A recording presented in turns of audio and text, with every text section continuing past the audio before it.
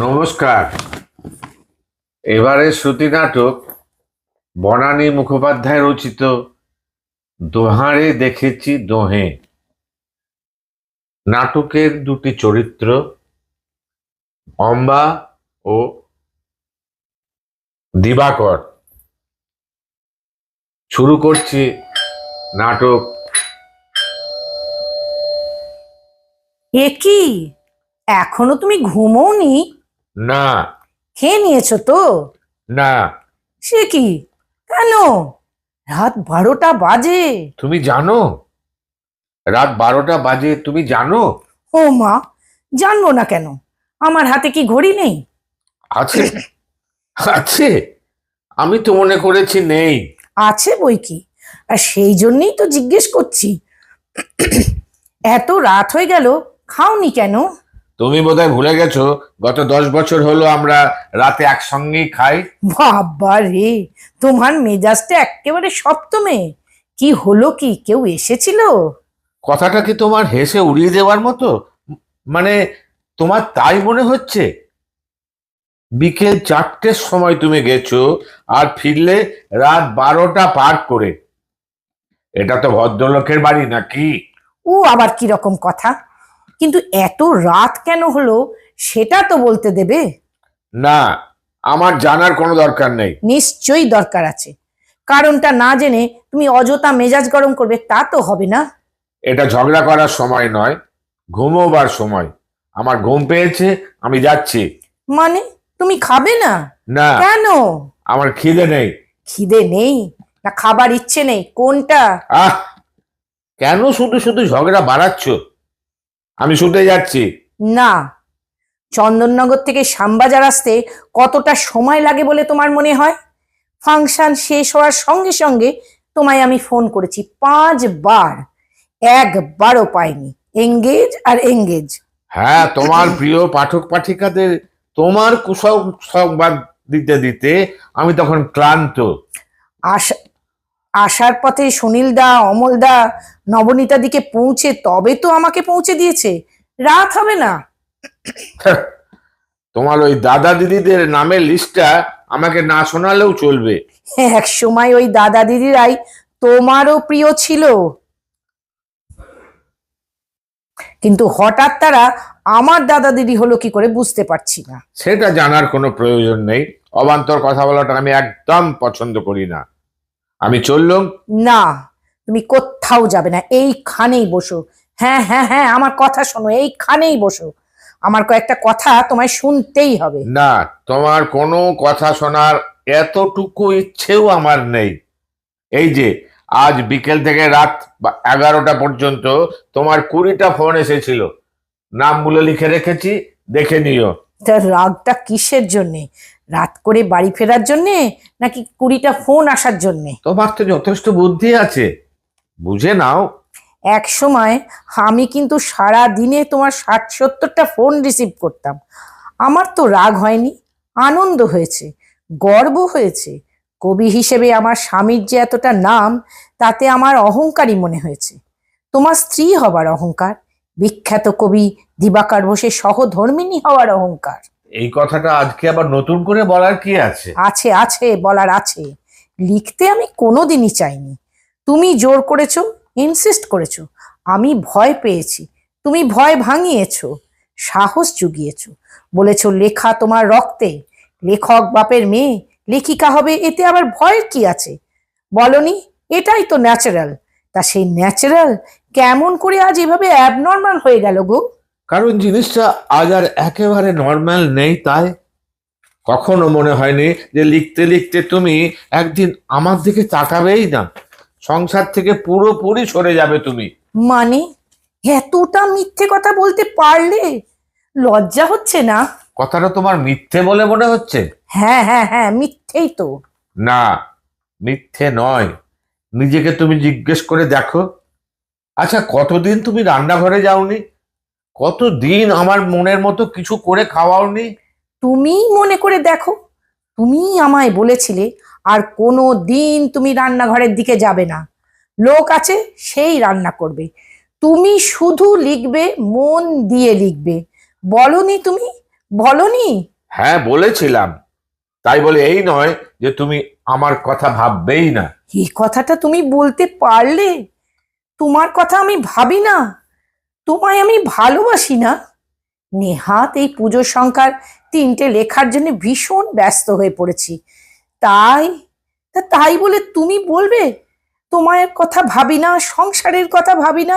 ঠিক আছে, সম্পাদকদের আমি বলে দিচ্ছি আমার দ্বারা লেখা সম্ভব নয়। আমায় মাফ করবেন, অ্যাডভান্সের টাকা যেন ফেরত নিয়ে যায়। হ্যাঁ, তা না হলে ষোলকলা পূর্ণ হবে কি করে? দিবাকর বোসকে আরো নিচে না নামালে চলবে কি করে? তুমি কি বলছো সেটা তুমি বুঝতে পারছো? নেশা যে করনি সেটা তো বুঝতেই পারছি, কিন্তু নেশা না করে এত ভুল বকছো? আমি ভুল বকছি? হ্যাঁ হ্যাঁ হ্যাঁ, তুমি ভুলই বকছো। আচ্ছা, একটা কথার উত্তর দাও তো, তুমি তুমি কি চেয়েছিলে? হ্যাঁ, কি চেয়েছিলে? তোমার বউ লিখবে কিন্তু বাইরে বেরোবে না, সে শুধু তোমার সাথে বেরোবে তোমার বউ হিসেবে, কিন্তু আমার সঙ্গে তুমি কোথাও যাবে না। কোনো ফাংশনে নয়, কোনো সাহিত্য সভায় নয়, কোথাও নয়। তোমার সম্মানে লাগে। তাহলে তোমার বউ কি করবে? তার কোনো সঙ্গী নেই, বন্ধু নেই, ঘরে একটা বাচ্চা নেই। কতক্ষণে তুমি ফিরবে সেই সবরীর প্রতীক্ষা? তুমি কি এই চেয়েছিলে? হ্যাঁ হ্যাঁ হ্যাঁ, আমি তাই চেয়েছিলাম। আমি অম্বা বোসের স্বামী হয়ে বাঁচতে চাইনি, অম্বা বোসের সেক্রেটারি হয়ে বাঁচতে চাইনি। কবি অধ্যাপক দিবাকর বোসের পরিচয়ই আমি বাঁচতে চেয়েছি। কিন্তু তোমার সাফল্যের আলোয় আমিও যেমন আলোকিত হতে পারি, তাহলে আমার যশের কিরণে তুমি কেন উদ্ভাসিত হতে পারো না? কেন তুমি এসব কথা বলছো? কোথায় লাগছে তোমার বলো তো? তুমি তো সেই দিবাকর বসই আছো। আমি তো শত চেষ্টা করেও তোমার ধারে কাছেও যেতে পারবো না। তাহলে তোমার কি অসুবিধা? কেন স্পষ্ট করে বলো না, তোমার কি চাই? তোমার ইচ্ছার বিরুদ্ধে আমি তো কোনো দিনই যাইনি, তবে কেন আজকে আমায় তোমার মুখের উপরে কথা বলতে বাধ্য করছো?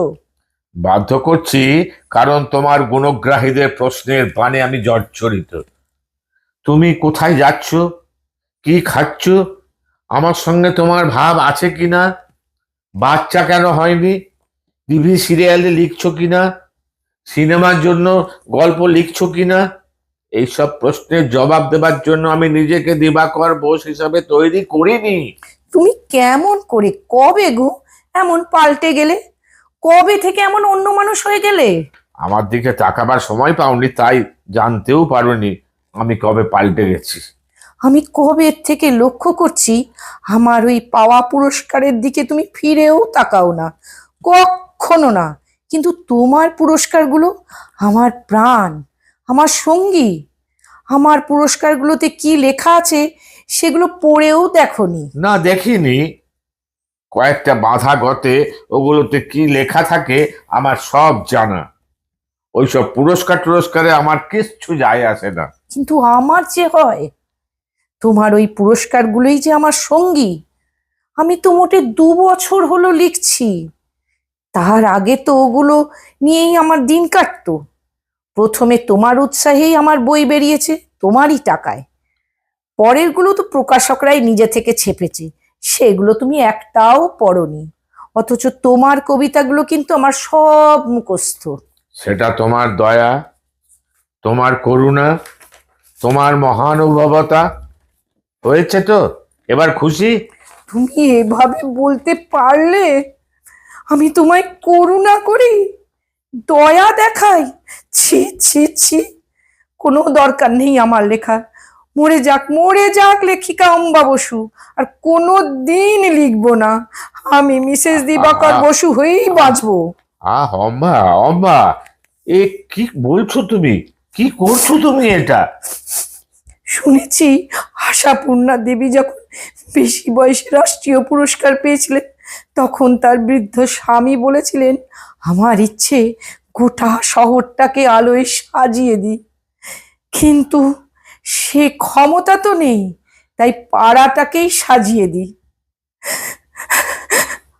আমি তো আশাপূর্ণা নই, আমি তারই পথে পা রাখা অতি ক্ষুদ্র একজন মানুষ।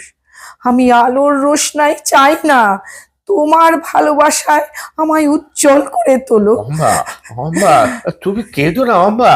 অম্বা প্লিজ, প্লিজ কেঁদো না। এখন আবার কে ফোন করলো এই এত রাত্রে? তুমি ধরো না প্লিজ। ও মা, রাত 3:30 বাজে, এত রাত্রে অচেনা কল, তুমি ধরো না প্লিজ। হ্যালো, ধরো না। হ্যালো, কে কে ফোন করছেন? কোথা থেকে? নীলেশ দা, নিউজ পেপার অফিস। হ্যাঁ নীলেশ দা, বলুন বলুন। হ্যাঁ, কি বলছেন কি? একাডেমি পুরস্কার? সত্যি? থ্যাঙ্কস, থ্যাঙ্কস নীলেশ দা, খুব খুশি হয়েছি। কাল দেখা করব। Thank you, thank you. কি হলো, কি হলো? কে ফোন করেছিল বলো না। Congratulation, congratulation Amba. এবারে সাহিত্য একাডেমি পুরস্কার তোমারই নাম রেকমেন্ড করেছে। নীলেশ দা এই মাত্র খবরটা পেয়েই জানালো। কি বলছো? রং নাম্বার এটা নীলেশ দা, রং নাম্বার।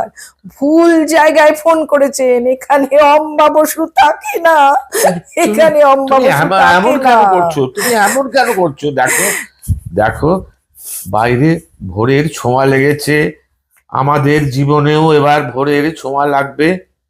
এবার একটু ঘুমিয়ে নাও, কাল থেকে আবার নতুন করে শুরু করতে হবে তো। তোমার লেখাগুলো সব শেষ করতে হবে। আমি সবগুলো চোখ বুলিয়ে নেব। এবার থেকে আমি তোমার সঙ্গে সব জায়গায় যাব। এতদিন আমি ভুল করেছিলাম, আর তুমি একা নও। এবার একটু ঘুমিয়ে পড়ো, চোখ বোঝো। আমি তোমার মাথায় হাত বুলিয়ে দিই অম্বা। তোমায় একটা রিকোয়েস্ট করব। হ্যাঁ বলো।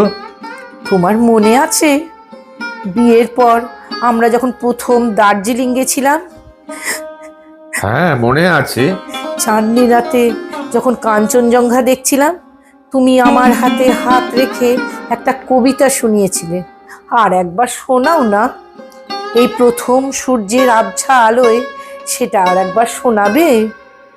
দুজনের চোখে দেখেছি জগৎ, দোহারে দেখেছি দোহে, মরুপথ তাপ দুজনে নিয়েছি সহে, ছুটিনি মোহে মরিচিকা পিছে পিছে, ভুলাইনি মন সত্যেরে করি মিছে, এ গৌরবে চলিব এ ভবে, যতদিন দোহে বাঁচে, এবারে প্রেয়সে হোক মহিয়সে। তুমি আছো, আমি আছি। তুমি আছো, আমি আছি। তুমি আছো, আমি আছি। তুমি আছো, আমি আছি।